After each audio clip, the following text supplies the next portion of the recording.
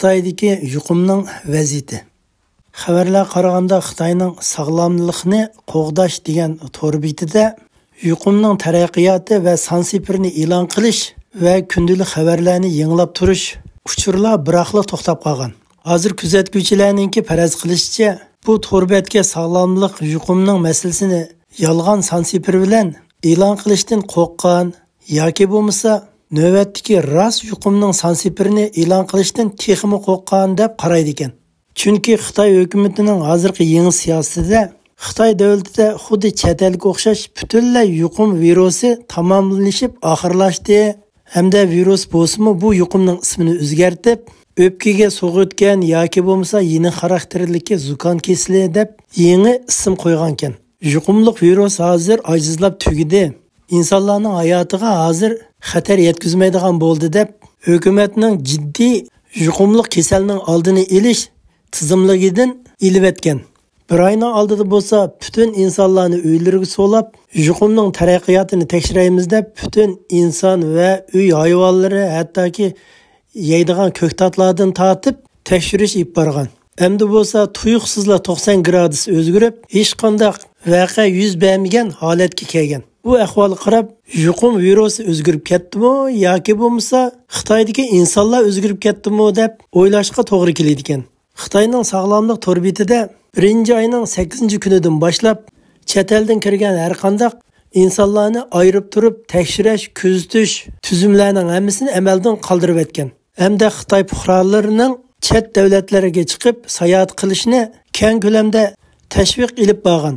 Masalan, chet el sayohatchilari Xitoy davlatiga borsa 48 soatlik salomatlik isbotini tekshiradigan. Lekin Xitoy fuqarolari chet davlatlarga xuddi Xitoy davlatida virus paydo bo'lmaganning oldidagi vaziyatga o'xshash chet elga chiqib sayohat qilinglar deb rag'batlantirgan. Demak, Xitoy virusi Xitoy hukumatining gapini anglaydigan bo'lib qolgan. Bir oyning oldida Xitoy davlatida virus bor, buni keng ko'lamlik oldini olish kerak deb davlat xarakterlik harakatga o'tgan. Endi bir oydan keyin bo'lsa, Xitoy davlatida endi virus tugidi desa, Xitoydagi viruslar darhol Xitoy hukumatining gapini anglab yo'qolib ketgan. Bu xuddi Xitoy kompartiyasininki 58-yil va 60-yillardagi cho'ng sakrab olg'imish va madaniyat inqilobidagi davrlarga o'xshab qolgan. Xitoy tashviqotlarida bo'lsa hozir yuqumdan ansiraydigan vaqt o'tib ketdi. İnsanlarga hech qanday ta'sir ko'rsatmaydi deb keng ko'lamlik tashviqot yapgan. Lekin Xitoydagi sotsial medialarda bo'lsa, virusdan yuqumlanib o'lgan Xitoylarning soni bo'lsa, odam cho'chigidek hasilab ishib qolgan. O'lgan Xitoylarning jasadlarini xaltaga qochilab, vaqtliq jasad saqlab turadigan yerga o'tin bosqanga o'xshash tugulab qo'ygan. O'lgan jasadlarni ko'ydirish uchunmi jasadlarning egisi haftalab saqlashga to'g'ri kelgan. Bundaq keng ko'lamda o'layotgan Xitoylarni ko'rib turgan Xitoy amaldorlarimi qandaq bir taraf qilish to'g'risida amalsiz qolgan. Etishlar qaraganda Beijing shaharlik Yichen go'sht to'ltish iskalatiga bir taraf qilishga ulgurmagan 15 mingdan ortiq Xitoy jasadlarini go'sht to'ltish iskalatiga akirib bosgan.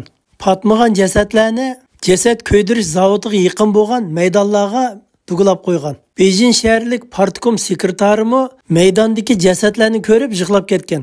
Jasadlar sirtdagi maydonda bundaq tus bo'lmaydi. Biz texmo ko'p go'sht to'ltish isklatlarni bekor qilib, shu yerga besishimiz kerak deb yo'l yo'riqlarni bergan.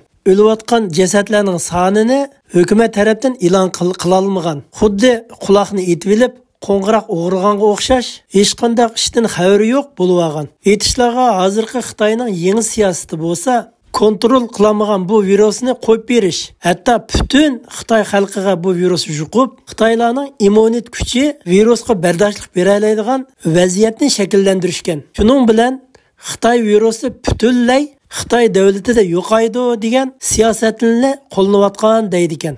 Bu siyosatni Xi Jinping o'zi qo'lini ustalga urib buyruq qilgan deydi ekan.